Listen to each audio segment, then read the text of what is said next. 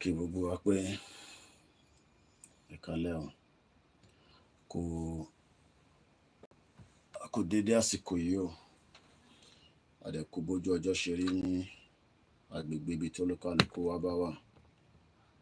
Dẹ̀dúpẹ́ fún Ọlọ́run tí ó ń fi ìṣọ́ àtààbò ẹ̀ tó fi ń ṣọ́ wa tí kò fi wá sílẹ̀. Àdúpẹ́ fún oore ńlá tó ń ṣe fún ìran Yorùbá ní sáà yìí, torí tá bá ní ká wo gbogbo tó ń ṣẹlẹ̀ ní wákàtí ó ju ọgbọ́n àti òye wa. A máa dúpẹ́ pé Ọlọ́run ó ń fi rẹ̀ hàn gẹ́gẹ́ bí iṣẹ́ tí ó fọlúkálukú wa. Tá bá wò lọ́tùn lósì, a máa rí pé rẹ́rẹ́ ń rún. Àfẹ́ni tó bá ní òun ò mọ̀ nìkan. So much is happening, and these are happening at a very fast pace. And that is the reason why tí àwa kan ṣe ń wà a little bit concerned and worried about the future of the Yoruba people. Lákọ̀ọ́kọ́, Yoruba people are great people. There is no doubt about it. Kò sẹ́nìkan tó lè sọ fún wa pé we are not great people. We are great people, but ibi tí a ti bára wa òun ni ó ń look like pé a kì í ṣe great people. Ẹ má dẹ̀ kí ni kankan sọ fún wa pé àìtí gbìyànjú when it comes to ìran wa. Ìran tí ó nífẹ̀ẹ́ mẹ̀kúnnù, tó nífẹ̀ẹ́ humanity. A ní strength tó pọ̀ lálẹ́, but èyí tá bá lè ṣe náà ní sáà tá bá ń ṣe, as long as tá bá ti ń rí ṣe, k'Ọlọ́run kó máa gbà fún wa bẹ́ẹ̀. Ẹ bá wa pín ètò náà, kí ẹ dẹ̀ bá wa like ẹ̀, kẹ́ love ẹ̀, kẹ́ dẹ̀ bá wa pa àwọn èèyàn wọlé, káwọn náà wá darapọ̀ mọ́ oríire ìrìn àjò tá gbé dání.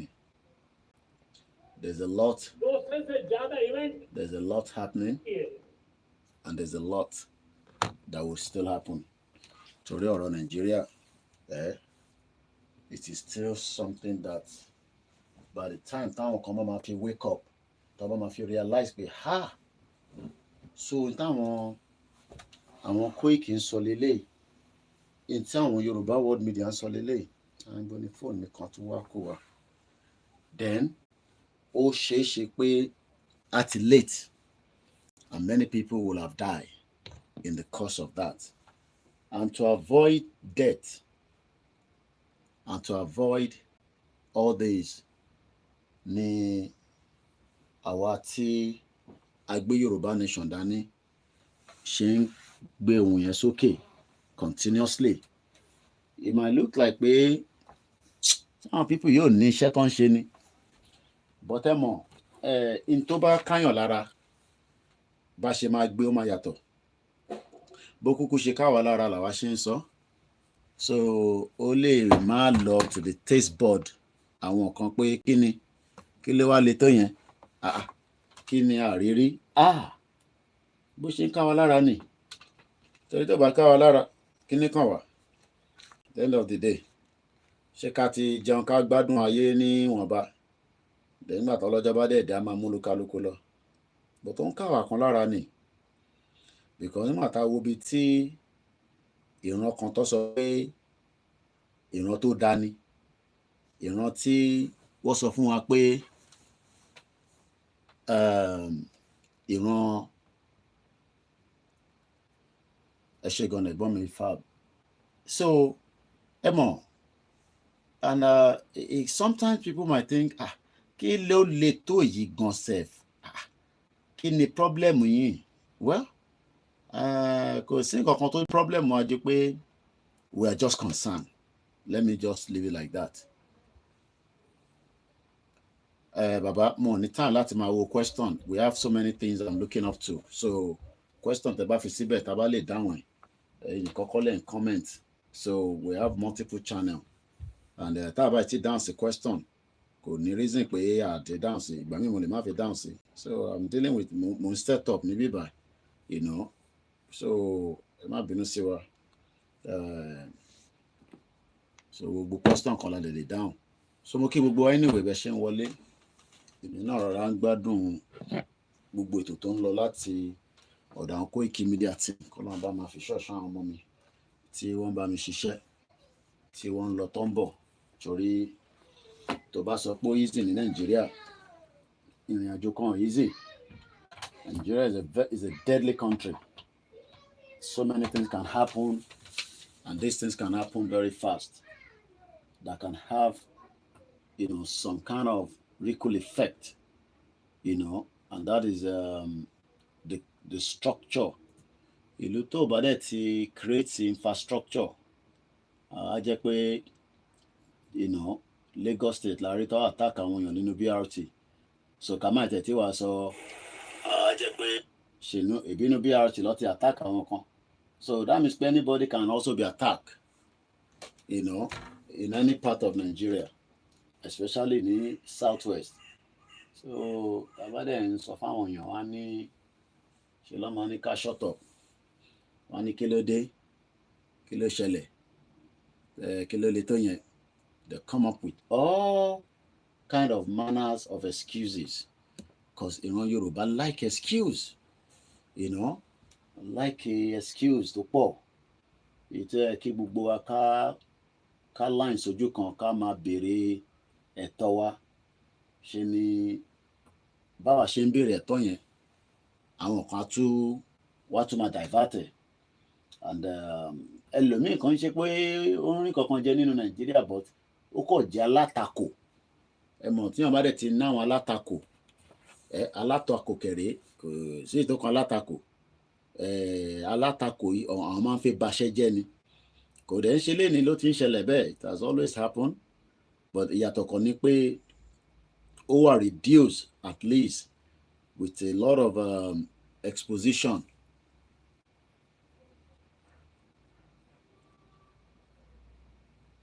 So yeah, so many people tí ó jẹ́ alátakò yẹn, àwọn rí Yorùbá nation as intalemátako.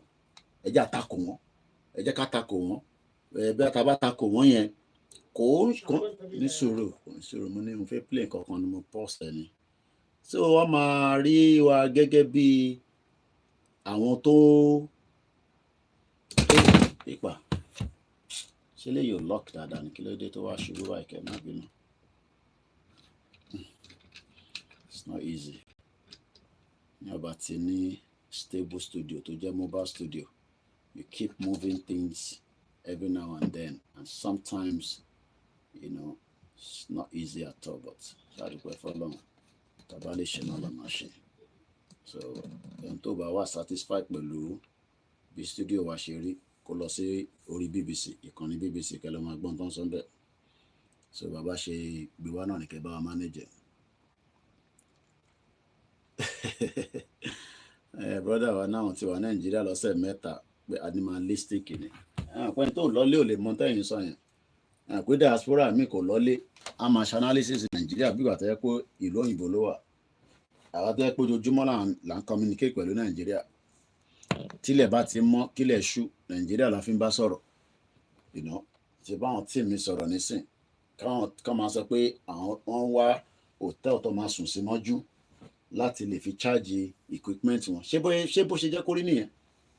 Ṣé bí life ṣe jẹ́ kó rí nìyẹn kíyàn kọ́kọ́ máa wá hòtẹ́ẹ̀lì torí pé o fi charge device ẹ̀? Hòtẹ́ẹ̀lì tó dẹ̀ níná ni o. Àbọ̀rọ̀ mo yé nísìn, hòtẹ́ẹ̀lì tó níná. Irú life wo nìyẹn? Èmi ò ní láti ṣẹ̀ máa lọ wá hòtẹ́ẹ̀lì tí bá jáde lọ ṣe broadcast. Mo mọ̀ pé tí bá wá sílé, màá rí charging port, iná tí màá fi charge. Mo sọ láàárọ̀ pé Indian independent èní ló bọ́ sí. So mo ti pín nǹkan kan lọ́dọ̀ Vantage, ìyẹn sister mi ti máa ń gbọ́ program ẹ̀, ìyẹn ní India. Pé Indian channel ni. So most of the broadcasts, you know, they tend to cover India position of things. So mo ti ń wà excited láti fi mọ kí ni perspective analysis tó máa ṣe lórí Independence Day wọn. And like usual, you know, she has not disappointed me as well. So I'm very grateful pé one or two things nǹkan tó sọ, I will play the audio and we will all listen to it as well. But tí mo fẹ́ kó yé wa ni pé kò sẹ́ni kankan tó ń fẹ́ jẹ́ kíyàn kan free o. Àwọn èèyàn méjì kan tó lò mo ti gbọ́ so ẹ̀yin ṣe máa gbọ́ ni yàtọ̀ sẹ́ni tó bá ń follow platform yẹn.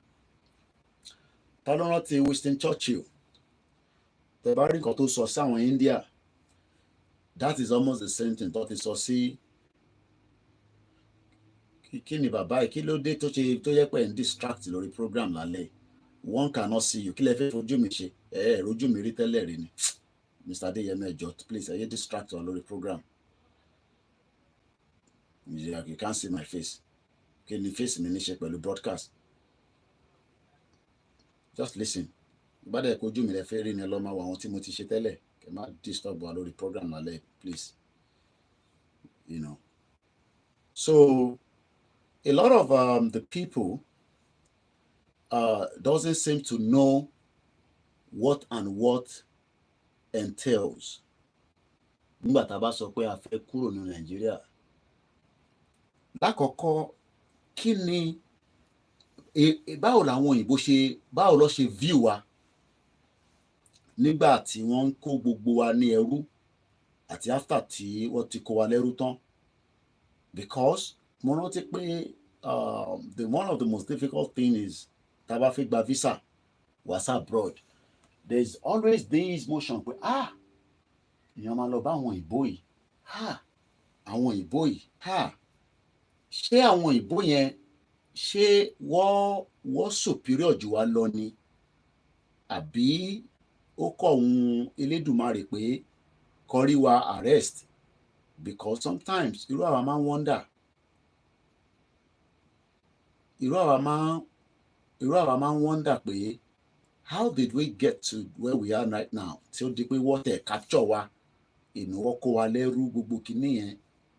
A mọ̀ pé it was not done without the help of àwọn èèyàn wa náà. Àwọn èèyàn wa ni wọ́n wà láàárín àwọn tó ṣiṣẹ́ bí yẹn tó fi di pé wọ́n kó wa lẹ́rú. Sẹ́mà ẹ̀kín because mo fẹ́ time gbogbo program ìgbé ọ̀pẹ́ ju 1 hour. So ẹ jẹ́ ká gbọ́ nǹkan tí presentation àwọn how they went back to the history of India becoming an independent country lẹ́ni. And then tó bá dẹ̀ mọ India lẹ́ni, ọ̀pọ̀lọpọ̀ àwọn òṣìṣẹ́ wọn wà Nàìjíríà tán operate.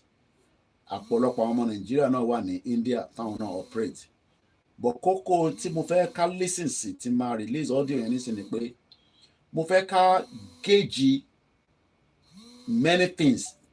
Lákọ̀ọ́kọ́ prime minister àwọn tó bá máa sọ̀rọ̀ kò ní sọ English, so mo fẹ́ ká kọ́kọ́ mú yẹn dání ná. English ò ní sí látara ẹni tí prime minister àwọn máa sọ̀rọ̀ lé lórí, èdè wọn ló máa fi communicate. But ẹni tó ń ṣe analysis yẹn, ìyẹn news presenter yẹn, òun máa ṣàlàyé fún wa ní èdè English àwọn nǹkan tí a ní láti capture tí mo fẹ́ ká gbọ́.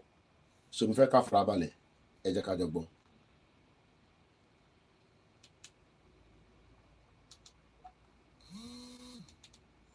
Then he talked about the Olympics. India wants to host the Olympic Games in 2036. That is 12 years from now. Bharat ने G20 को ऑर्गेनाइज किया, हिंदुस्तान के अनेक शहरों में ऑर्गेनाइज किया, 200 से ज्यादा इवेंट किए पूरे विश्व में। G20 का इतना बड़ा व्याप, इतना बड़ा कार्यक्रम कभी नहीं हुआ, इस बार हुआ। इसने एक बात सिद्ध कर दी है कि भारत में बड़े से बड़े कार्यक्रम ऑर्गेनाइज करने की ताकत है।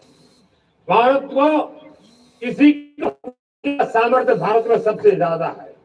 अगर ये सिद्ध हो चुका है तो साथियों, हिंदुस्तान का सपना है कि 2036 में जो ओलंपिक होगा वो मेरे हिंदुस्तान की धरती पर हो। इसके लिए हम तैयारी कर रहे हैं।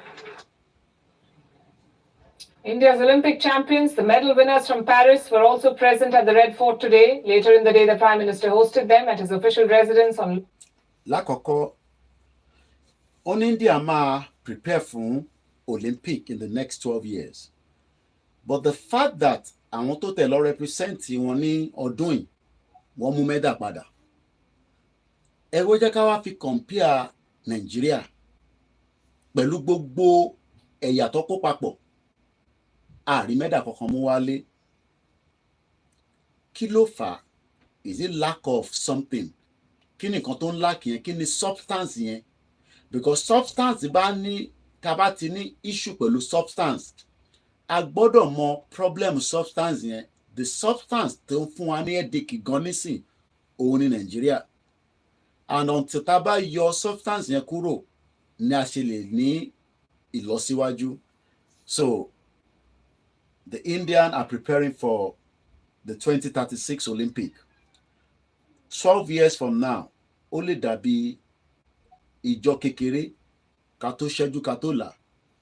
12 years yẹn máa dé. Ǹjẹ́ kò jẹ́ káwa náà máa gbàdúrà pé ó jẹ́ ká ti wà nínú country wa? So that by that 12 years, kó jẹ́ pé Yorùbá country ló máa lọ compete ní India ní 2036. Àbí wọn náà ṣì fi wà nínú Nàìjíríà. So that wàá lọ ja wrestling, wàá lọ máa sáré fún Nàìjíríà nínú Olympic tẹ́ẹ̀ ní mú mẹ́dà kankan wá. Let's continue. Lok Kalyan Marg. Beyond traditional sports, Prime Minister Modi also wants India to lead the global gaming market. Now, wọ́n fẹ́ kí India become the global gaming market. That shows pé kò ń ṣọ̀rọ̀ epo nìkan nìyàn fi lè rí ayé ṣe. That shows pé kò ń ṣọ̀rọ̀ a ní crude oil ló lè fúnyàn lówó lọ́jọ́ iwájú. The gaming industry, fáwọn tó bá mọ industry yẹn, is a multi-billion-dollar industry. And if India is already thinking in that direction, then that means pé probability pé táwa náà bá make gbogbo effort tí country wa tó dé, we would then also have a better future láti lè make sure pé a lè compete in the global market, in the global world. Reason tá a lè compete in the global market and in the global world lẹ́yìn ni pé Nigeria òun ni obstacle sídi tí ó ń affect gbogbo ìrìn àjò àwọn ọmọ Yorùbá. A sọ pé àwọn ọmọ ẹ̀yà tó kù sí tó kọ́ àgbẹ̀lẹ̀ àwọn ẹ̀yà tó kù, àní ẹ̀yà tiwa ni ká kọ́kọ́ love, ká appreciate. Ẹ̀yà tó kù tó bá ń wọ̀n káwọn náà appreciate ara wọn. Ẹ jẹ́ ká continue. Now, ẹ rí pé èdè ló fi ń bá àwọn aráàlú ẹ̀ sọ̀rọ̀. Èdè yẹn mí pé that is their official language. In tó fi mọ̀ wọ́n sí country nìyẹn. 200 years ni British fi rúlu India. And yet, gbogbo tí wọ́n a ṣì máa gbọ́ débẹ̀ yẹn, mo kàn prepare mind wa because and I have to keep coming out and in because èmi kọ́ mo ní platform tí wọ́n. So, and bí you to ṣe lè understand it pé a ṣe copyright òun ni pé mo ń ṣe analysis lé lórí. Now, in tí mo fẹ́ ká máa understand ni pé gbogbo tó ń sọ nísìnyí àgbọ̀. Ẹni tó bá gbọ́ India nìkan ló lè ní ìtumọ̀ in tó ń sọ. Èmi ò gbọ́, ìwọ ò gbọ́. Ó possible pọ̀ ọmọ Nàìjíríà méjì mẹ́ta tó ń gbé níbẹ̀ tó ti kọ́ èdè. Wọ́n lè gbọ́ lọ́jọ́ iwájú. Báwa náà ṣe máa fi èyí tó ń pè nípa fẹ́ gba country. Òun ni presentation tálẹ̀ lórí India tí wọ́n ti gba òmìnira. Tó wá ń celebrate, I think they are celebrating 76 years of independence. Àwa náà wá ń celebrate 60 something years.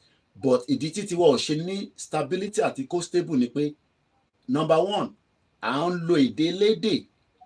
Mo kíyà tó bí mi lọ́mọ ẹ káàbọ̀ mà. À ń lo èdè elédè láti fi ṣe ọ̀rọ̀ Nàìjíríà. So èdè tá à ń lò yẹn ó ní ripple effect. Ó ní setback fún wa because a kọ́kọ́ lọ kọ́ èdè yẹn ni. Nígbà táwọn tán, àwa ṣe bẹ̀rẹ̀ sí ń lò láti fi rán ní ìlú yẹn. Bó tó bá jẹ́ pé èdè wa là ń lò ta fi ń rán ní ilẹ̀ Yorùbá, ọ̀pọ̀lọpọ̀ tá à ń ṣe a ti ní ìlọsíwájú kò dẹ̀ ní setback. Mo kí Tokyo 778, mo kí Ṣẹ́gun Ọ̀nà, mo kí bàbá Adéyẹmí. Kò ń ṣe gbogbo ìgbà tá a bá jáde lẹ gbọ́dọ̀ rí ojú wa. Tá a bá gbójú síta àgbè síta pé kẹrin ni, tá a bá dẹ̀ tún gbójú síta náà èrè tó wà níwájú yín kí ni artifact wa ìyẹn náà tó nà. So ẹni tó bá wá ní ìyẹn ò tó, we cannot help you. Mo kí gbogbo ọ̀rẹ́ nǹkan sí o. हम गेमिंग की दुनिया में बहुत नई टैलेंट को लेकर के आ सकते हैं। विश्व के बच्चे को हमारे देश की बनी हुई Only wọ́n ṣe translation ẹ̀ sísàlẹ̀. India has a rich heritage and we can bring talent into the gaming world. Ǹjẹ́ àwa náà lè phrase ẹ̀ pé mo kí brother mi Yẹmi Fatoki, Yoruba has a rich heritage and we have a good heritage, rich one, pure rich, tó lè fún wa ní diamond, gold, tó lè fún wa ní billions of dollars. Kódà ṣe mọ̀ pé heritage wa àwa náà lè convert ẹ̀ sí gaming. Àti sọ́rí gbogbo Disney mo play video yẹn fún yín, ṣe rántí ẹ lè má rántí mọ́. Mo fẹ́ wò bí a máa tètè rí fídíò yẹn kákọ̀ fi lọ́kẹ̀ sínú program tá à ń ṣe. Mo kí gbogbo alẹ́ nǹkan sí brother yẹn wà náà. Ẹ jẹ́ ká gbọ́n tí brother yìí sọ bí báyìí. Mo bọ̀ ẹ jẹ́ ká gbọ́n nǹkan tó sọ. You damn right they owe us. Not only do they owe us for the negative portrayals of African people throughout the Disney cartoons, they owe us for the fact that they stole the African Orisha deities from Nigeria and turned them into superheroes. Yes, the original. In tó ń sọ ni pé èyí tó fi lo Nàìjíríà yẹn ó gbọ́dọ̀ lò bẹ́ẹ̀ torí pé Nàìjíríà ni wọ́n present síta. Ìyẹn la ṣe ń sọ pé wọ́n ti gbé ìdánimọ̀ wa sábẹ́, wọ́n gbé Nàìjíríà lé lórí. So rí àwọn tó bá ríyàn nísìnyí tó bá ní where are you from, tó bá ní I'm a Yorùbá, a máa wò pé Yorùbá, where is that? Oh sorry, I'm Nigerian. Okay, Nigeria. Oh, are you Igbo? No, I'm Hausa. Hausa? No, I'm Yoruba. That means pé identity conflict ti wà látara pé àwọn tí wọ́n wà nínú ìlú tó ń pè Nàìjíríà yẹn tá bá identify ara wa lóòótọ́ Nigerians ni wá, but a máa ń fẹ́ jẹ́ káwọn èèyàn mọ̀ pé Yorùbá là wá. Tó bá wà níbi iṣẹ́ nísìn, ẹ̀yà Igbo máa wà níbi iṣẹ́, ẹ̀yà Yorùbá máa wà níbi iṣẹ́ àtàwọn ẹ̀yà míì. So a máa ń fẹ́ jẹ́ kó mọ̀ pé àwa ni Adé, àwa là ń jẹ́ Adé, àwa là ń jẹ́ Ọláyọmí, àwa là ń jẹ́ Bọ́láńlé. Ọmọ Igbo náà ní àwa là ń jẹ́ Mẹ́ka, àwa là ń jẹ́ Chukwudi, àwa là ń jẹ́ this. Ọmọ Hausa náà sọ pé àwa là ń jẹ́ this and that. That means pé a ti dá brain àwọn ẹlòmíì rú gan sef, because the fact that wọ́n kàn mọ̀ wá as Nigerians, but àwa la ṣe wá ń ṣàlàyé fún wọn pé lóòótọ́ ẹ mọ̀ wá gẹ́gẹ́ bí Nigerians, but nínú Nàìjíríà yẹn ẹ̀yà tó wà nínú ẹ̀yà oríṣiríṣi ni. Mo pọ̀lọ̀ ọ̀rọ̀ àlàyé mi ó yé yín bẹ́ẹ̀. Ṣé mọ̀ pé àkọ́kọ́ láti ṣàlàyé fáwọn èèyàn.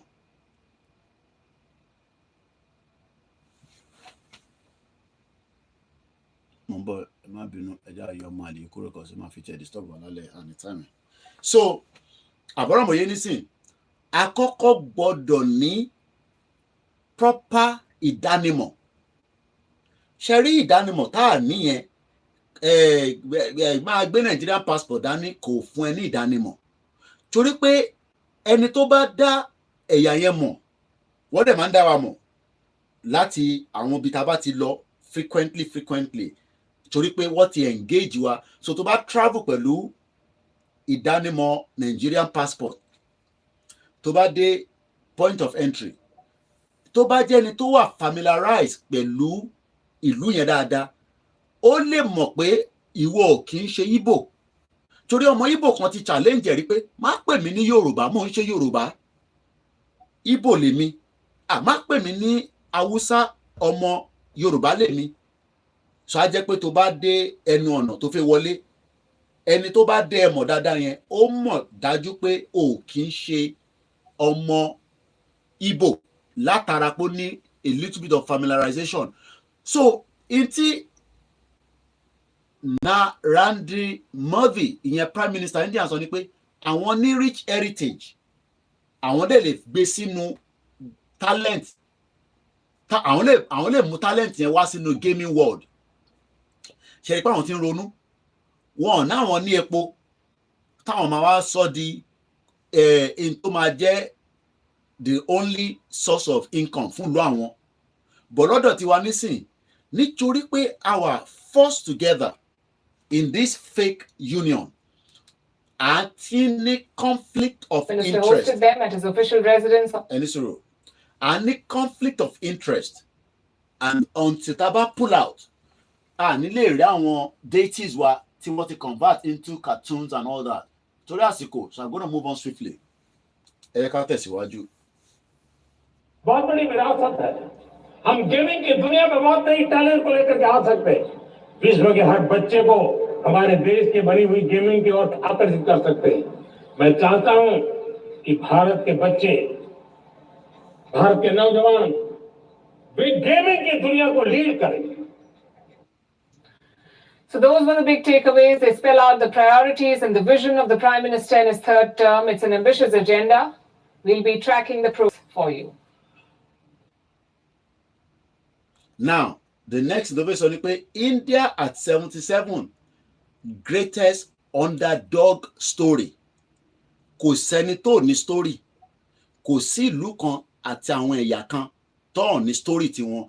Kí ló dé tí ẹ fẹ́ jẹ́ ká lo story tiwa? Ó fẹ́ ṣe jẹ́ pé story oní story là ń lò. Torí Nàìjíríà story oní story ni. Kò kí ń ṣe tọ̀dọ̀ tiwa. Ẹ jẹ́ agbọ́n tí ó fẹ́ present fún wa níbí báyìí. Let's go on a journey back in time. No. Only let us go back in the journey of time. Cherry time, kò ṣe yí padà. Tí time tó o bá ti lò gbà dáadáa, yẹn ló ṣe máa ní lò gbà nígbà tí ìgbà bá ń jẹ́ ìgbà. Gbogbo eléyìí tá à ń ṣe nísìn, ẹ fẹ́ kémi wá di bàbá 70 years old kí n máa pariwo Yorùbá nation. Àbí nǹkan tẹ́ ẹ fẹ́ kọ́ nìyẹn. Ká tún máa pariwo Yorùbá nation at the age of 70. Ọlọ́run jẹ́ kó rí bẹ́ẹ̀. So time tá à ń pariwo nísìn, time yẹn wà precious. But ẹni tó pariwo pẹ̀lú wa ní time yìí kò matter. Ìrìn àjò tó jẹ́ training ni wàá pàdé wa ní iwájú. But àwọn tó mọ̀ nípa ẹ̀ tó jẹ́ kó ṣètò tó jẹ́ àwọn olóṣèlú wa tó ṣe tó wá ń fi time tiwọn tó fi ń slow àwa down. Ó kù àwọn Elédùmarè. All the way to August 15th, 1947. August 15, 1947, lẹ́yìn tí British ti rúlù wọn fún 200 years. Nàìjíríà ò tí pé 200 years, so ẹ jẹ́ ká expire finally. Project ní Nàìjíríà, project 200 years ló fi ṣe. Àtútù wá ń lo extra time lé lórí. Extra time yẹn nísìn, ó wá ń mébi pa wá, ó mú oríṣiríṣi kan ṣe wá. Ṣé mọ̀ pé the more tá bá ń pẹ́ sínú extra tire yẹn, tá ń lo extra, because tó bá lo extra tire tó lọ replace tire tó ní fault gangan, níjọ́ tó bá tún break down, ṣé mọ̀ pé ò ní rí tire tó máa lò. Because purpose of the extra tire tó ń pè ní spare tire ni pé it is for you to make use of it kó rí lò nígbà tó bá break down. Wọ́n expect pé òun ló máa wá lò títí. Ó kọ̀ jẹ́ pé ó wà ń bẹ̀ pé nígbà tó bá ti break down o change ẹ̀ tó bá dẹ̀ ti di ọ̀la sọ́túnla ra táyà míì kó dá extra táyà. Àìmọye mọ́tò tó ń rìn Nàìjíríà lẹ́ni tó ní spare táyà.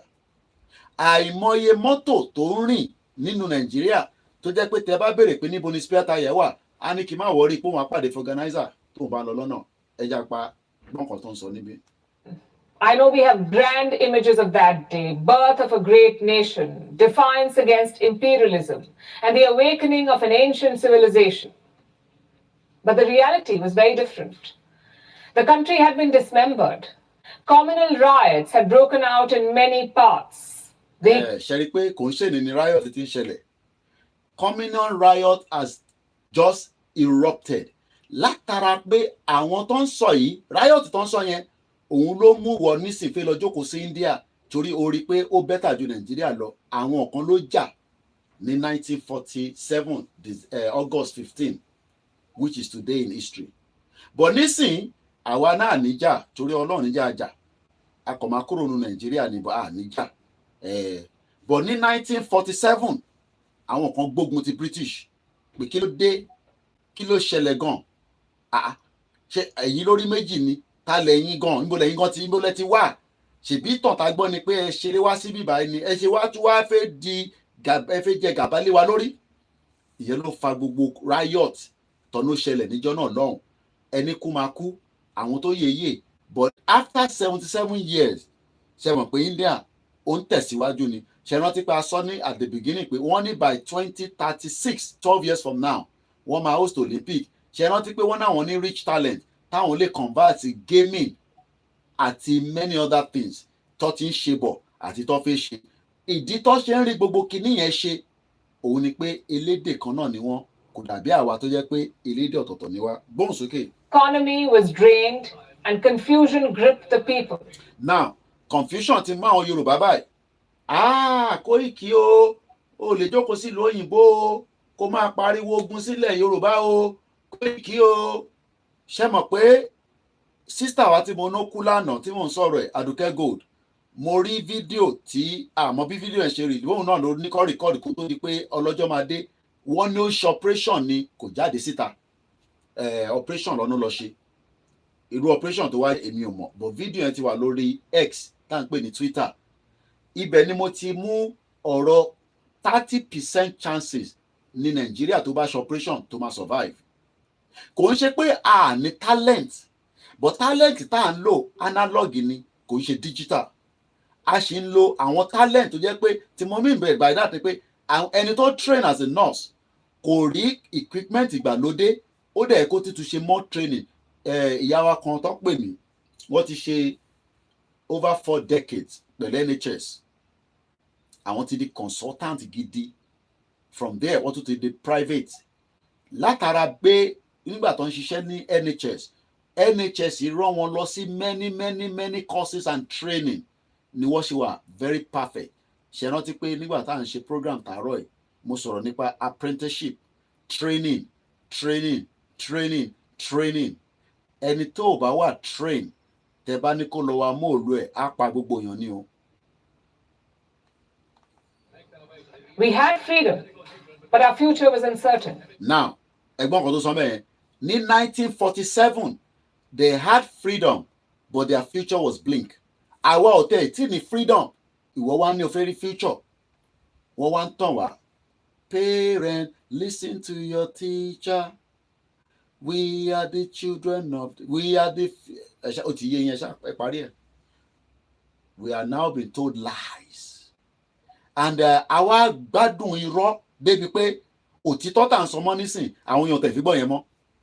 Kàkà kí wọ́n farabalẹ̀ kọ́ wo substance ní tà ń sọ wọ́n ń wá mistake inú substance yẹn. Orí bó ṣe ń sọ̀rọ̀ ẹlẹ́nu yóò bòrò ó ti jí gbogbo owó Yorùbá nation o ẹlẹ́nu yóò tọ̀lọ̀ ká pò mí pa pín pa pa pa pa pọ́n pọ́n pọ́n pa pa pa pa pa pa pa pa pa pọ́n. Èyí tó yẹ kó mú dání pé a fẹ́ freedom wọ̀ sàn yẹn.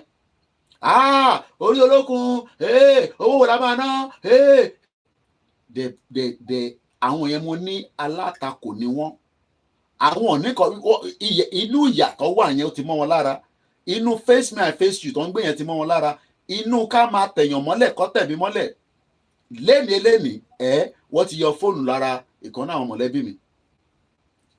Kò ń ṣe pé wọ́n ń jalè ní UK náà but ní Nàìjíríà yìí ó ti wá lé nǹkan pa ó lé nǹkan pò nínú church ẹ̀ yọ fóònù nínú mọ́ṣáláṣí inú mọ́ṣáláṣí ẹ̀ jí slippers. So ní atara pé substance tí wọ́n gbélé yín lọ́wọ́ substance democracy fake democracy because gbogbo intan sọ pé a ní democracy ní Nàìjíríà gbogbo wa la mọ̀ pé fake ni ìyẹn lẹ ṣe ń fi pure water lẹ fi ń nùdí. Things could have gone either way. A lot of countries gained independence in the second half of the 20th century, but not all of them succeeded. Just look at our neighbor Pakistan, a failed military state. Now, That's what in tough end up sí Nàìjíríà náà nìyẹn, a failed military state. Àwọn wọn ní no military, no military. Àwọn náà dáná àwa tún pariwo kú. Wọ́n ní náà àfẹ́ military. Ẹ jẹ́ kí military máa bọ̀. Àwọn ní another agenda lábẹ́lẹ̀ torí 80% of the Nigerian military àwọn northerners tó wà níbẹ̀, Britain ló ní kó ṣe bẹ́ẹ̀. many pundits predicted for India too. Darkness, chaos, and failure. Now, ẹlòmíà ní but ìwọ náà ń pè fún darkness, chaos nínú Nàìjíríà. Yes, because Nàìjíríà ò kì í ṣe ìlú kan. Nàìjíríà ò kì í ṣe one country, so ó gbọ́dọ̀ ní darkness, ó gbọ́dọ̀ ní chaos, ó gbọ́dọ̀ ní anarchy, ó gbọ́dọ̀ ní crisis. Kódà Ọbásanjọ́ sọ pé Nàìjíríà is sitting on the keg of gunpowder. That was a prediction for India. I have some exact. Now, wọ́n máa predict pé Nàìjíríà máa dá. Gbogbo àná láti gbọ́ prediction yẹn. Kódà àwọn wòlíì náà máa predict pé Nàìjíríà máa dá. Tí wòlíì yẹn máa fi lọ tí wọ́n máa fi bẹ́rì ẹ̀ bó ṣe máa sọ náà nìyẹn. Ìwọ máa tẹ́tí sí wòlíì, ògùn pa ẹ́. This is what Winston Churchill. Now, in tí Winston Churchill sọ níjọ́ náà lọ́hùn, ẹ farabalẹ̀ ká gbọ́. Had to say. Power will go to the hands of rascals, rogues, freebooters. All Indian leaders will be of low caliber and men of straw. They will fight amongst themselves for power and India will be lost in political squabbles. Now, ẹ jẹ́ kémi náà tún kàpọ̀. Churchill also questioned India's unity. They will fight amongst themselves for power and India will be lost in political squabbles. Now, in tó ń sọ níbẹ̀ ni pé Winston Churchill ló ń sọ̀rọ̀ yìí o ní 1947 nígbà táwọn bàbá burúkú yìí, àwọn bàbá òfò yìí, bó ṣe kó gbogbo wa náà tó kó wa lọ sí Berlin Conference. Ẹlòmíì ọmọ tó ń pè ní Berlin Conference. Ó kàn ń gbé I'm in Nigeria, I'm in Nigeria. Berlin Conference ló ti pín gbogbo wa. Ẹni máa gba West Africa gbà, ẹni máa gba East Africa gbà, ẹni máa gba North Africa gbà. Wọ́n pín gbogbo ẹ̀. Wọ́n tẹ̀ consult àwa ta nílẹ̀. Now, Winston Churchill lórí India, only power will go to the hands of rascals, rogues, freebooters. All Indian leaders will be of a low caliber and men of straw. They will fight amongst themselves for power, and India will be lost in political squabbles. Winston Churchill, former British Prime Minister. AI generated voice lolo èmi náà ti lo voice tèmi ibi tí technology ń lọ nísìnyí. Now jẹ́ ká wò sí ti Nàìjíríà báyìí. Ṣàlè sọ pé àwọn Nigerian politician rascals ni wọ́n, ẹ bá ń fi sínú comment section tó bá mú yes wá. Ṣàlè sọ pé àwọn Nigerian politician rogues ni wọ́n, tó bá jẹ́ pé yes, ẹ bá ń fi sínú comment section. Ṣàlè sọ pé freebooters ni wọ́n. Ìdí tí ó ṣe rí bẹ́ẹ̀ ni pé àwọn Winston Churchill àwọn wà láyé nígbà tó ń ṣe gbogbo ọ̀rọ̀ ọmọ amalgamate wọn ní amalgamate Nàìjíríà, gbogbo wọn náà gbogbo wọn lọ́jọ́ mọ́ pẹ̀ on behalf of the British Empire. But lẹ́ni nísìn ṣe ni ọmọ Yorùbá ń sọ pé mo kẹ́ easy pé àwọn tó ń lead wa wọ́n ṣe rascal lóko ìkìyè máa pè wọ́n ní rascal. Ìyọ̀ dáadáa ni wọ́n, kódà èèyàn náà ni wọ́n. Kódà mo kí bàbá wa Uthman, mo kẹ́yìn tẹ́ wà láti gbogbo Ogun State. Mo wá sọ fún gbogbo ọmọ Yorùbá pé ṣe rí gbogbo ètò tá à ń tò tá fi ń polongo Yorùbá nation tá fi ń ṣàlàyé fún yín. Mo tún mọ̀ tó lọ gbélé jáde ni torí pé many of you àgbọ́yé kò yé wa dáadáa. Mo kíyà wa Sédíò Adéfúnkẹ́ ẹ káàbọ̀ sórí ìkànnì wa mọ̀. Àní pẹ́ lórí ètò yẹn lálẹ́ torí ìnà àti busy látàkọ. Ẹ ṣe gan bàbá mi fà wọ́n ní gbogbo ẹ̀ ló mú yes wá. Àníṣe Winston Churchill mo kí gbogbo èèyàn olólùfẹ́ wa, mo kí Ọ̀túnba, mo kí gbogbo yín lẹ́ẹ̀kan sí ọ̀bẹ ṣe ń wọlé lọ́tún lọ́sì. Bàbá mi Abbey Dairo wọ́n ní gbogbo ẹ̀ ló mú yes ó dà. Bí a kì í tún sọ lẹ́ẹ̀kan sí, ṣé a lè sọ pé àwọn olóṣèlú ilẹ̀ Yorùbá ká tẹ̀ sọ pé àwọn tàwọn Ìgbò àtàwùsá ṣé rascals ni wọ́n, ṣé rogues ni wọ́n, are they freebooters? Because gbogbo wọn pátá. But kí ló dé títí India tó turn around? Ibi tí mo fẹ́ ká lò nìyẹn. Ṣé mọ̀ pé Winston Churchill ní power will go to the hands of rascals. Àwọn Indian ló ń bá sọ̀rọ̀ yẹn o. Rascals Indian, rogues Indian, freebooters Indian, and all the Indian leaders will be of low caliber and men of straw. Nàìjíríà ló lè sùn yẹn fún. Ó ṣe mistake ni torí pé àṣìṣe tó bá ni pé kò mọ̀ pé elédè kan náà làwọn Indian wá gbọ́ síra wọn lẹ́nu. Lóòótọ́ wọ́n ń ṣèjọba níbẹ̀. Kódà political party wọn ìyẹn prime minister wọn Modi, this political party to win ní sí election to win yìí òun ló máa jẹ́ the first in the 2 term tó máa share power sharing. But for the fact that pé ọ̀rọ̀ wọn yéra wọn, wọ́n gbọ́ra wọn yé lágbọ́yé, ẹ ṣé gan ni Mr. Rotimi, wọ́n ní yes náà ni, ẹ ṣé gan ni bàbá wa Ìdòwú Samuel, mo mà kẹ́yìn yan pẹ́ kalẹ́ o ní aago 9 fi lọ lù nílùú London níbi tá a ti mú ètò talẹ́ yìí wá. Èní á máa jẹ́ 15th August 2024 live lẹ́ ń gbọ́, kò ń ṣe recorded, èmi náà ni mò ń sọ̀rọ̀, wọn ní fẹ́ lómi ṣe mí. So mo fẹ́ káwọn èèyàn wa kọ́ ní understanding. Yeah, Baba Favour Ìlànà, our Yoruba leaders have lost focus. Wọ́n máa lose focus because inú Nàìjíríà ló wà. Ẹ jẹ́ ká wà nínú ilẹ̀ Yorùbá, ká wá wò bí wọ́n máa lose focus. Because òfin tá a máa lò ó máa yàtọ̀ sí ti Nàìjíríà. Gbogbo ìṣesí wa máa yàtọ̀ sí ti Nàìjíríà. A nílò ní Nàìjíríà gẹ́gẹ́ bí manifesto tá à ń kà lọ́wọ́lọ́wọ́ tá a ti wà ní week 13 tó ń sọ̀rọ̀ nípa Wi-Fi. Your connection has dropped. Connection diagnosis. Tí eléyìí ti padà. So I'm not sure whether election struggle láti padà. Ó yẹ kó dẹ̀ ti pick torí fóònù mi. You okay? What happened? Eh? I'm gonna call her. So má bínú sí wípé mo máa tó ṣe internet mi. You know, it's gone a bit ó ti lọ kapu. So the internet has gone down. Mo kí gbogbo alẹ́ nǹkan sí o. Ẹ má bínú pé I'm not sure what has gone wrong there. Let's back this up again. All right, the YouTube has come back. Internet me ló ń play off, so mo láti turn hotspot me. So I'm not sure what has happened, but we are back now. So fún mi ní few seconds kí tí big screen mi fi padà tá fi ń gbọ́ fídíò yẹn lẹ́ẹ̀kan. Sometimes, you know, things like this happen. It's not much we can do. But so far, the connection is back. So it was stable, but my TV is not back. So better we didn't play. All right, let me go back and come back in. So I'm not sure what has gone wrong. All right. Internet is stable. Ocean struggle. Quite stable. All right. Just gbàgbé pé eléyìí gan wà connected sí phone to laptop yìí kí ẹ má tẹ̀ lọ́kù. Let me connect this.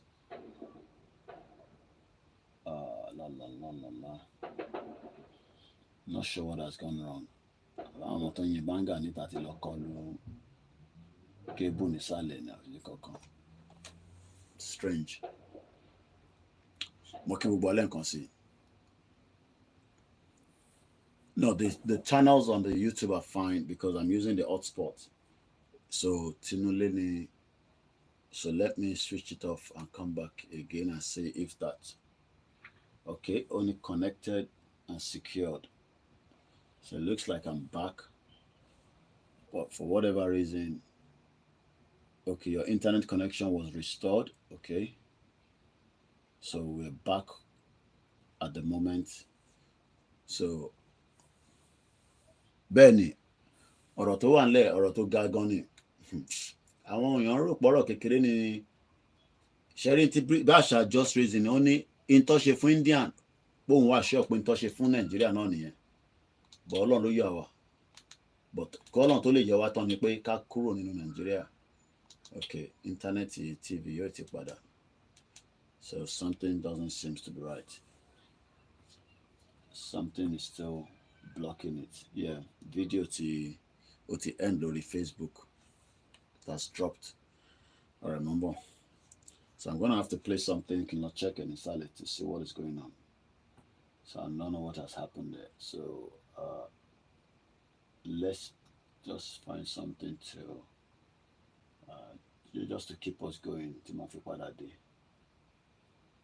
Let's listen to this number.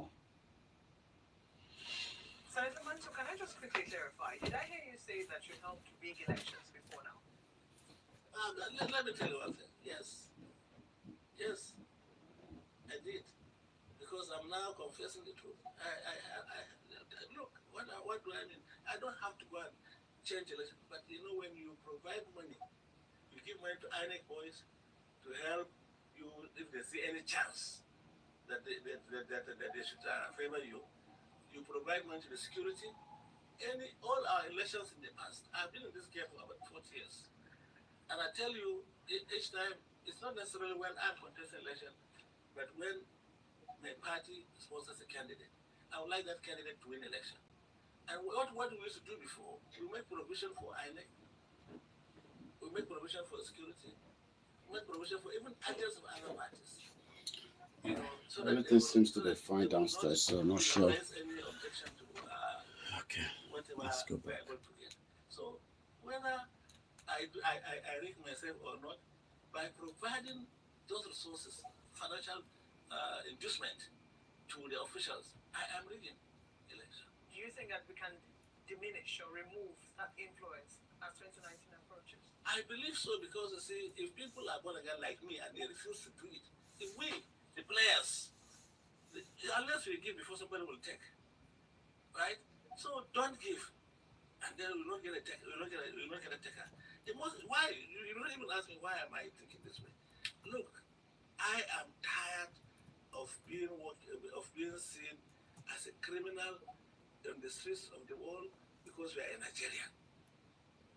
You know, you assume that everybody is an innocent human being until it's proven otherwise. But once you are outside this country with a green passport and they see that you are a Nigerian, even if you are a pastor or you are an imam, they will assume that you are criminally minded or you have criminal tendencies just because of where you come from. That must change. I am tired of living in poverty in the midst of plenty. I cannot, even no matter how much you have, every day you see people coming to you, relations, friends, this and that. My wife has given birth, my mother is in the hospital, this and that, every day. But if everybody had enough to take care of himself or herself, they will come bothering you to say, give me this, give me that. And I believe that we have the resources that people can live a decent life without being. I'm on a program. Emma Benusiwa, not too sure, what has happened, but whatever has happened, we are back on our channel on the Facebook.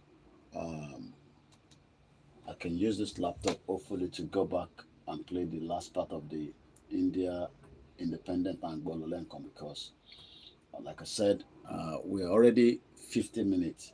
Mo dẹ̀ tí really cover ibi tí mo fẹ́ ká lò gangan nínú video yẹn. So I'm gonna play it from my laptop here and say, so ká jẹ́ ká advert yẹn lọ.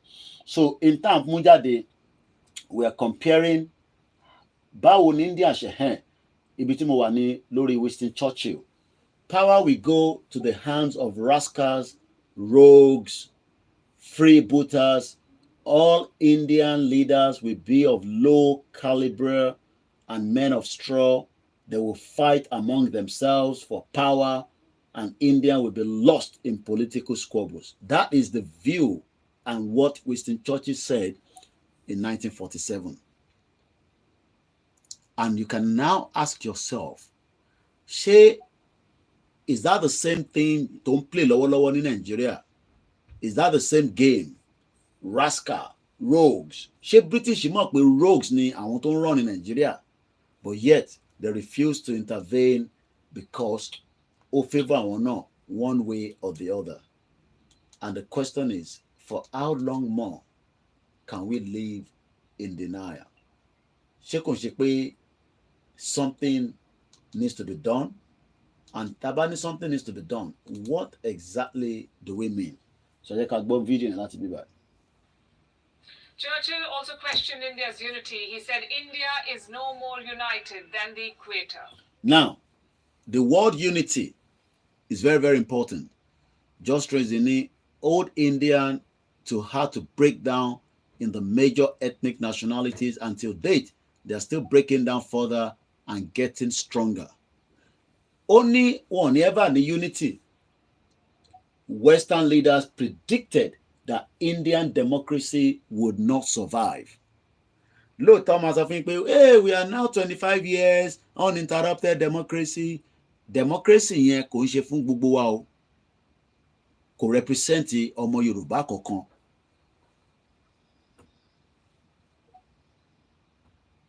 I wish he was alive today to see riots tearing. Now, jẹ́gbọ́n kan ló sọ nísìn. Ó lóun wíṣì pé Winston Churchill ṣì wà láyé. Kó wá wo ohun tó ń ṣẹlẹ̀ nílùú tiẹ̀ náà tó ń pè ní United Kingdom. Tí riot gbogbo ẹ̀ ń lọ rọ́tún lósì. Àbúrò mò yẹ nísìn. Ẹja gbọ́n tó sọ. His United Kingdom apart. United Kingdom apart. Pé òun wish pé Winston Churchill gan wà láyé. Because òun ló predict pé India ò ní rí nǹkan kan mú jáde nínú democracy wọn. Àwa náà nísìn wọ́n fún wa ní fàbú. Hey, we are 25 years uninterrupted democracy. Wọ́n mọ̀ pé democracy yẹn ò favour anybody o. Democracy tó lè question anything tó ń ṣe nínú Nàìjíríà. Democracy tó yẹ pé tó bá béèrè ọ̀rọ̀ ṣèbóun lọ́nà fẹ́ jẹ́lẹ̀ àwa tá à ń ṣe Yorùbá nation tọ́nà dẹ̀ máa ṣe kíni. So ọ̀pọ̀lọpọ̀ ọmọ Yorùbá wọ́n gbọ́ àgbọ́yé ìtàn pè ní independent. Mo kí àwọn tíìmù ọpẹ́ mo kí ẹ. Mo rẹ̀ kí àwọn tíìmù náà tó lọ represent bàbá wa ẹlẹ́kùn Èkó. Tẹ́ ẹ̀ bá mi tán pè bẹ́ẹ̀ bàbá yìí ni à ń pè ní ẹlẹ́kùn Èkó. Kọ́lọ́run Elédùmarè kó jọ́ kó bá wa foríjì bàbá yìí. Gbogbo àṣìṣe wọn pátá kó bá wa parẹ́. Bàbá tó ń pè ní ẹlẹ́kùn Èkó òun lè rí yẹn. Bàbá wa Bishop Frederick Oyemade Macaulay Oyèbájọ Koikimedia team. Mo kí gbogbo àwọn tíìmù àtọ́ lọ. Tó bá dọ̀la wàá tún bẹ̀rẹ̀ iṣẹ́ láti gbé gbogbo ìsìnkú yẹn wá. Kọ́lọ́run dúró ti mọ̀lẹ́bí bàbá yìí, ìyàwó àtàwọn ọmọ. A kí bàbá wa náà bàbá wa òkè bí ọ̀run kò sí travel down to Nigeria to represent us as well. We are very grateful. Mo kí bàbá Akíntóyè, mo kí gbogbo àwọn leaders wa pé a kú iṣẹ́ takuntakun. Ẹ jẹ́ ká padà sórí ní tá à ń sọ níbí. To see its economy tanking and to see its musical chair of prime minister. Ó ní kóun náà wá jẹ́ pé Winston Churchill bá wà láyé kó wá wo bí Britain gan ṣe ń lọ lọ́wọ́lọ́wọ́ kó wá compare sí India. I wonder what this so-called great man would have said. In America, the opinion was the same. Kò ń ṣe Winston Churchill nìkan ló sọ̀rọ̀. Gbogbo wa máa fẹ́ràn Amẹ́ríkà. Hey, Amẹ́ríkà o, Amẹ́ríkà o, Amẹ́ríkà o, Amẹ́ríkà o. But níjọ́ náà lọ́hùn, Amẹ́ríkà náà sọ tiẹ̀, èèyàn kan náà wà nínú àwọn Americans tó ní democracy India yìí ẹ̀jà gbọ́n tó sọ kó má jẹ́ pé mi ni mò ń sọ. Harry Truman was president back then. Wọ́n ń pe arákùnrin kan ní Harry Truman, wọ́n náà ní president níjọ́ náà lọ́hùn ní 1947 ní Amẹ́ríkà. Kí ló ní sọ sísítà mi? To what he said. I thought India was pretty jammed with poor people and cows wandering around the streets, witch doctors, and people sitting on hot coals and bathing in the Ganges. But I did not realize that anybody thought it was important. Ẹ wo bí ó ṣe bó ṣe classify India. Ọlọ́run ó dá kíyàn gbọ́ history. Tí obìyàn bá gbọ́ history àgbọ́yé dáadáa ìyẹn kò ń jọ àwa lójú ẹ̀yin tẹ́ ń tako ẹ̀yin alátakò ẹ̀yin máa tako tí ní pé kẹsà tako Yorùbá nation. Ìwọ ọmọ Yorùbá ń tako Yorùbá nation. Wọ́n á tako Yorùbá nation. Wo bí wọ́n ṣe bí Truman òun ni president America ní 1947. Ẹ̀gbọ́n kan tó sọ because AI generated voice lọ́lọ́ lẹ́ǹkan èmi máa wá sọ pẹ̀lú English Africa tèmi. I thought India was pretty jammed with poor people and cows wandering around the street, witch doctors and people sitting on the hot coals and bathing in Ganges, but I did not realize that anybody thought it was important. Ṣé ojú tó sì fi ń wò wá náà ní sí kọ́ ní àbí? Ṣé ojú tí àwọn arákùnrin tí wọ́n ń pera wọn ní Americans, German, France, ojú wo ló fi ń wò wá? Ṣé rántí pé Senator Mantu ní when you go outside, everybody is classified the same. Ẹ mọ̀ dí because wọ́n ò mọ̀ yàtọ̀ láàrin wa. Where are you from, Nigeria? Ọkọ̀ gbogbo àpapọ̀ nìyẹn. It does not matter whether Yoruba, whether Hausa, wọ́n kó gbogbo wa papọ̀ because lọ́kàn ara wọn we are all the same criminals. Àwa la ṣe máa proof wọn pé no, àwa kọ́ ni o, hush puppy ọmọ Yorùbá ni o, kò ń ṣe ọmọ Igbo o, kìíní kan ni o, Chikudi ni o, Amaka ni o. Àwa la ṣe máa ṣàlàyé ara wa látara ìdánimọ̀ wa tó ti gbà. So ọ̀rọ̀ Yorùbá nation ń ṣe ọ̀rọ̀ ẹlẹ́yàmẹ̀yà because láti ayébáyé as far back as 77 years ago ni wọ́n ti ń criticize àwọn ìran kan, àwọn ará bíi àwọn ará bíi káká òfìlẹ̀ bẹ́ẹ̀, àwọn criticize bí ẹ̀gbọ́n kan tó sọ, ó ní I thought India was pretty jammed with poor people and cows, àwọn màálù àbí ẹja kó lọ go on. How the times change. Today, America calls India its natural partner. Ẹ gbọ́, only today Joe Biden ó ń pe India their natural partners. Ẹ mọ̀ dí because economy wọn ti buoyant, àwọn náà ti dúró dáadáa, àwọn náà wọ́n ti rán satellite lọ sí space, àwọn ọmọ wọn ti wà train, àwọn lọ ní technology ọ̀gá ní Yamuda pẹ̀lú àwọn Indians. ó lè fọwọ́ rọ́ wọn sẹ́yìn, àtọ́bìnrin àtọkùnrin wọn kò wá ń ṣe páwa náà ní àwọn èèyàn bẹ́ẹ̀ nílẹ̀ Yorùbá, but ọmọ Yorùbá nísìn tó ṣiṣẹ́ engineer tó wọ̀kadà tí kò tí ì rí engineering work yẹn kó fi rí nǹkan kan ṣe ju pé ó sì ń fi lọ ń gun ọ̀kadà, ó fi ń ṣe POS. For how long la máa ṣì yẹn dà? Táwa bá wá jókòó tá a ní kò jẹ́ kó rí báyìí, ọmọ Yorùbá ìran tó dáa ni wá, ìran ọmọ aládé ni wá, ìran tí ó jẹ́ kó máa bẹ̀rù látara brain power wa, ṣe ni wọ́n tún attack wa. Ṣe lọ́mọ Yorùbá tún sọ fún wa pé ká shut up, ìyẹn làwọn alátakò. Tá bá tẹ̀sọ́ pọ́ ọmọ Ìgbò bá ń bú wa, ṣe mọ̀ páwọn yẹn ajẹ̀kúta má mú mi ni wọ́n, torí àmọ́ra wa rí. But kò mí pé àwọn tó wà nú wọn ò dáa, but àmọ́ra wa rí. Òyìnbó ló kó gbogbo àpapọ̀, but ẹ jẹ́ káwa tí a mọ́ra wa yẹn, ẹ jẹ́ àkọ́kọ́ jọ yanjú ara wa. Irọ́ o, Koiki irọ́ o, Koiki irọ́ o, àfẹ́yàn o. Àwa parọ́ fúnra wa. Irọ́ yẹn la wá gbé kalẹ̀ títí. Àmọ́ lẹ́ni àwọn Amẹ́ríkà wá ń sọ pé India is their global partner. Gbóhùn sókè. The truth is, nobody expected us to survive. Certainly. Ṣé gbọ́n kan tó sọ mẹ́rin? Mo like ibẹ̀ yẹn. Nobody expected India to survive. So ariwo Yorùbá nation tẹ́ ẹ̀ ń gbọ́ lójoojúmọ́ tó ń jáde lójoojúmọ́ because àwa fẹ́ survive. Parisi TV mo kì í sà, a fẹ́ survive, a fẹ́ jẹ́ kí ìran yẹn kó wọ mi, a fẹ́ jẹ́ kí ìran yẹn kó di wọ́n máa fi pàtàn. Mo kí bàbá wa Prince Adébáyọ̀ Shitu, ìyá wa mo kí ẹ̀yin ìyá mi, ẹ̀yin bàbá tẹ́ ti wọlé, mo kí àwa Táíwò Kíkẹ́ Fásánmi. Ó dà pé àwọn èèyàn gbọ́ mi mọ́. Ọba ni Jésù mo kí yín sà, ṣé ń follow program yìí, ṣé ń wọnú etí yín, torí pé ó gbọ́dọ̀ wọnú etí wa kó má gbà tọ̀tún jáde. We have been locked into a failed country with lies upon lies upon lies upon lies for 60 years of failed independence and the fraudulent 1914 amalgamation that was a project. So àwọn alátakò, iṣẹ́ alátakò ni pé bá ṣe ń gbé àwọn fẹ́ fà wálẹ̀, bá ṣe gbé wọ́n fẹ́ fà wálẹ̀, torí pé àwọn ò rí anything tó fẹ́ mú ìlọsíwájú wá pé kíran wá dá dúró. Jẹun sókè politicians, gbóhùn sókè sister mi. Not our democracy. Well, Status update. India is now the largest democracy in the world.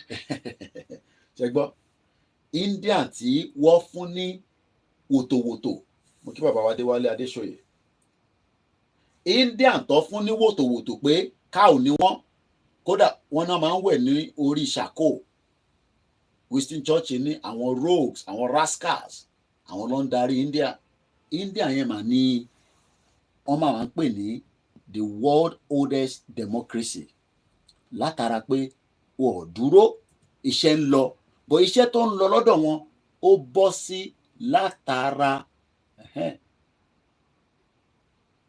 ìgbà mélòó òkú tó bá ti kú ọ gbọ́dọ̀ sin ni obituary Àdùkẹ́ Mọ́rọ́nkọ́lá Àjàyí aka Àdùkẹ́ Gold ọmọ 1988 tó jáde láyé bí ọjọ́ méjì sọ́jọ́ mẹ́ta lénìí wọ́n máa sin ní ìsìnkú máa wáyé ní next week Wednesday funeral arrangement candle of light Thursday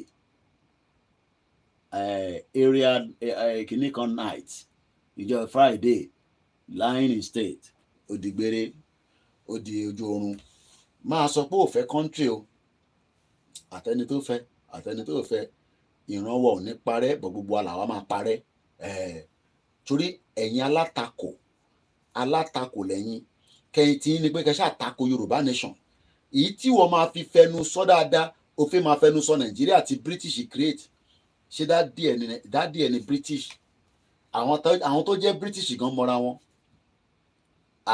kẹ̀kẹ́ òkúùs àní o lè fi India o lè wọ́n wọn sẹ́gbẹ̀ẹ́ nípa tech industry lè rán wọn sẹ́yìn America gan lè rán wọn sẹ́yìn gbogbo Silicon Valley tẹ́ ń rí gbogbo Apple gbogbo kìíní àwọn India ni America kọ̀ jẹ́ àwọn ìlú kan tó yẹ pé alágídí ni wọ́n fẹ́ gbá pé kìíní so eléyìí tá fi ń ṣàlàyé fún wa lálẹ́ òun ni pé kákọ̀ mọ̀ pé India tí wọ́n ní kò lè rí ṣe India tó sọ pé kinní kan ni wọ́n mà ti gbé rì after 77 years àwa sì wà nínú ràlẹ̀ràlẹ̀ kò wá ṣe pé àwa náà láwọn tó jẹ́ brain powers in different sectors but nígbà tó yẹ pé ní Nàìjíríà lẹ́ni ká wà ẹ̀yin alátakò ọmọ Yorùbá tí ní pé kẹ́ ṣàtakò wá kẹ́ máa wá fault kẹ́ máa wá àṣìṣe torí pé lọ́kàn yín inú yín máa dùn bẹ́ẹ̀ arábìnrin òun ti bá ṣẹ́ tiẹ̀ lọ mo wish pé nígbà tá à ń pariwo Yorùbá nation ó bá wa gbóhùn sókè but Ọlọ́run sọ pé òun máa bá wa gbóhùn sókè torí ó ní òun náà influencer kan ni influencer ni àfikún yọ but ikú máa mú gbogbo wa náà níjọ́ kan ni nǹkan tó bá yẹ pé ó gbóhùn sókè but Ọlọ́run sọ pé òun máa bá wa gbóhùn sókè mo kí gbogbo ẹ̀yin tẹ́ ń gbọ́ wa mo kí grandma àwọn ni ẹ̀dá tẹ̀síwájú. It has held 18 nationwide elections. 18 nationwide election ní India ti gbé àwọn kan lè sọ pé ẹ̀bọ̀ Koiki àwa náà ṣe bẹ̀rẹ̀ ni Rome was not built in one day ẹ máa tanra yín. All of them ending in peaceful transfers of power. Can't say the same about America though. All these statements boil down to the same problem: racism. The West could. Wow, I just built the most. ṣègbọ́n àwọn tó sọ mẹ́rin all this boils down to racism. Ẹ rántí sísítà wa tí mo ní ó ń ṣiṣẹ́ àmì táwọn àmì sọ pé wọ́n padà sanwó fún mo ṣe fídíò yẹn a lè play tán níjọ́ náà tí mo ṣe program yẹn mo láti end ẹ̀ nígbà tí mo tún rántí ọ̀rọ̀ tó lè lọ parọ́ tilé gbóhùn sókè. If democracy was even possible, let alone that it could have logical policies. Take non-alignment, for instance. India refused to take sides during the Cold War. Again, Washington was enraged. Their top diplomats called it immoral and evil, a sign of weakness and lack of foresight. That's what they called it. But let's cut to 2024. We don't call it non-alignment anymore. We call it strategic autonomy. But the spirit remains the same, putting your interests over camp politics. And everyone is talking about it now. The EU wants strategic autonomy. France wants strategic autonomy. Brazil, Japan, Turkey, all of them want strategic autonomy.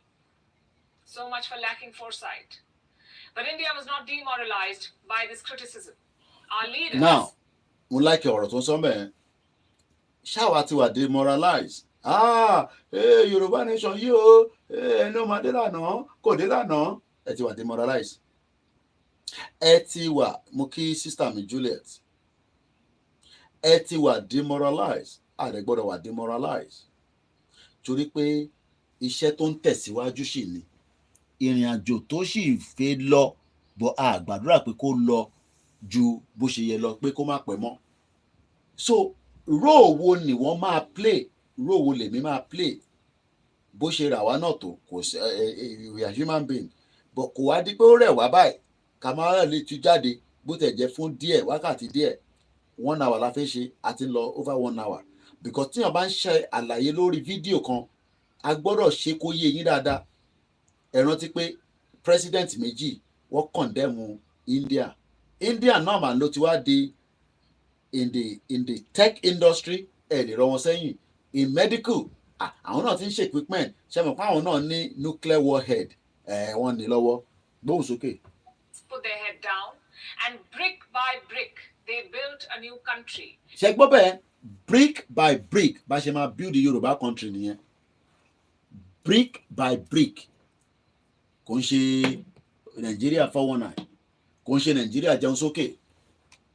We will build Yoruba country brick by brick. Àwọn ọkọ̀ máa níjà ọ̀rọ̀ máa bọ́ sí tẹ́ máa fi build ẹ̀. India ti ń build tiwọn lọ báyìí. Kódà America ò lè fọwọ́ rọ́ wọn. Tó bá ń sọ̀rọ̀ ìlú lágbàáyé, wọ́n gbọ́dọ̀ mú ti India mọ́. Tó bá ń sọ̀rọ̀ ìlú lágbàáyé, má dárúkọ Nàìjíríà o. In 1947, India was supposed to be a basket case. Today, it's the next big thing. Ṣùgbọ́n ọ̀tọ̀ sọ mẹ́rin, ní 1947, kò sẹ́ni tó lè sọ fún wọn pé ní 77 years after, it will be a country of joy, pride. Gbogbo reason tó ṣe work, òun ni pé lédè kan náà ni wọ́n. Lóòótọ́ àwọn náà ní internal crisis, but kò dàbí ti Nàìjíríà. Bá a bá kúrò ní Nàìjíríà, bá ṣe máa lọ nìyẹn. Tá bá ti sọ̀rọ̀ díẹ̀ sí, a máa mẹ́tò ìwásílẹ̀ ká lè tún ní strength fún tọ̀la lágbára Ọlọ́run. World power in the making. Just look at some of the key indicators. In 1947, India's life expectancy was 32 years. Today, it is more than 70 years. Tí bá ń sọ̀rọ̀ life expectancy, ṣe lè lómi márùn pé máa ń ṣépè fún ọmọ Yorùbá. Mo ní ní survive dé 52 years. Ní 1947, life expectancy India was 32. Ní 2024, their life expectancy is 70 years old. Literacy ní 1947 was 20%. Literacy lẹ́ni is 77%. Gbóhùn sókè. Literacy was less than 20% in 1947. Today it is more than 77%. India's share of the global GDP was just 3% in 1947. It is now almost 10%. We had just 20 universities at the time of independence. Today there are more than 1,100. Ọlọ́run, báwo ni èèyàn ṣe lè ṣàlàyé fọ́mọ Yorùbá àwọn alátakò, ẹ̀yin alátakò tí wọ́n máa rán ẹ lọ sí north kí wọ́n lọ kàwé ní north, wọ́n á pọ́ ọmọ Haúsá wá sí south west, wọ́n wá ní wọ́n ń ṣe NYSC, wọ́n fẹ́ ká unite, wọ́n wá rán ẹ lọ sí Bìdà, Fúlàní akọ́ pa ẹ́ lọ́nà, àìmọye àwọn tó ti pa bẹ́ẹ̀ tó padà wálé, àìmọye àwọn tó dẹ̀ lọ tó padà. Torí brother mi kan NYSC lọ́nà bá dé Kánò, mo ní ṣé ọmọ Kánò lẹ́fẹ́ ni wọ́n ní no, but ó dárúkọ state ọmọ tó fẹ́ nígbà tó ọmọ Yorùbá tó náà fẹ́ wọ́n ní yàn fáwọn ọmọ. Wọ́n ní life expectancy in 1947 in India was 32%. As of today, 70%. Literacy one was 20% in 1947. As at leni is 77%. Share of global GDP 3% in 1947. Leni ó ti di 10%. Wọ́n ní 1947 bí bàbá Awólọ́wọ̀ ṣe value ìwé tó, táwa náà bá ti ní multiple university, ṣe ni gbogbo wọn lọ ń gba lọ ní kẹwàá máa wọlé sí private university. Private university yẹn lẹ wá ń lọ, wọ́n wá damage gbogbo public university. Ọmọ tálákà wá lọ sí university wọn ń ta wóróbo lójú títì. Wọ́n ní India ní 20 university ní 1947. Lẹ́ni wọ́n ti ní 1,113. Let's finish it up. Look at foreign exchange reserves. We had just $1.8 billion in 1950. Today, In 1951, that's about 9 years before the fraudulent independence of Nigeria. The foreign reserve to India in 1951 was 1.82 billion US dollars. As at leni ní 2024, wọ́n ní 648 billion US dollars ní reserve. Ǹjẹ́ wọ́n náà ronú sí pé tí ìran Yorùbá bá dé, kò ń ṣe pé a máa ní country a máa lọ máa sun, no, brick by brick la máa fi tò létò tó máa ní ríkùlì fẹ́, bọ̀ kò lè yá àwọn alátakò kò fi gbọ́ gbogbo eléyìí tí ẹ̀ ní pé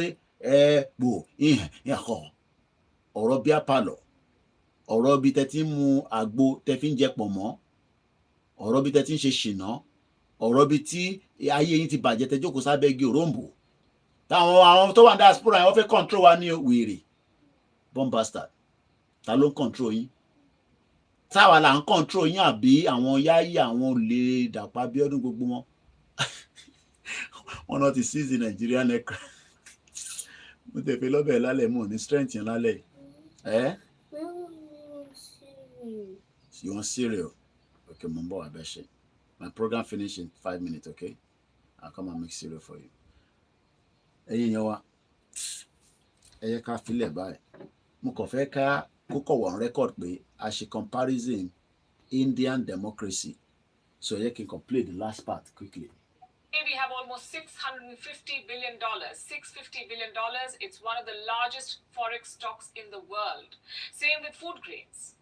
Until the 1960s, India faced food shortages. We had to import food from other countries, but today we are self-sufficient. We are the largest exporter of rice in the world. Of course, this journey was not linear. We had moments of doubt.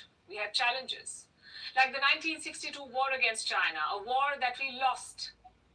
Or the economic crisis in the 1990s, when we had to be bailed out by the IMF. A lot of countries may have lost their way in those moments, but India did not give up. We learned from those mistakes. In the 1970s, India tested its own nuclear bomb, thus establishing security and deterrence. In the 1990s, we liberalized our economy, thus avoiding future economic crises.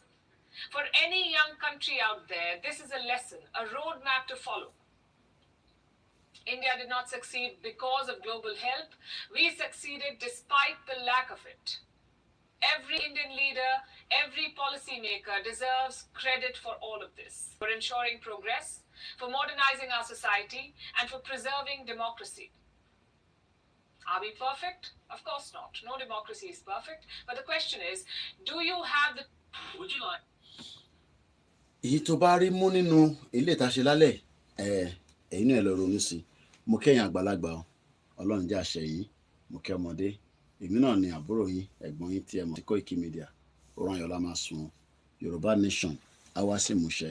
Gbogbo àwọn tó bá já látakò láàrin wa, k'Ọlọ́run bá wa yọ́nú sí yín, kẹ́yẹ tako Yorùbá nation mọ́. Ẹ̀yẹ tako mọ́. Mo kí brother mi Yẹmí Fátókè o. Oranyọlá máa sun. Good night. Bye for now.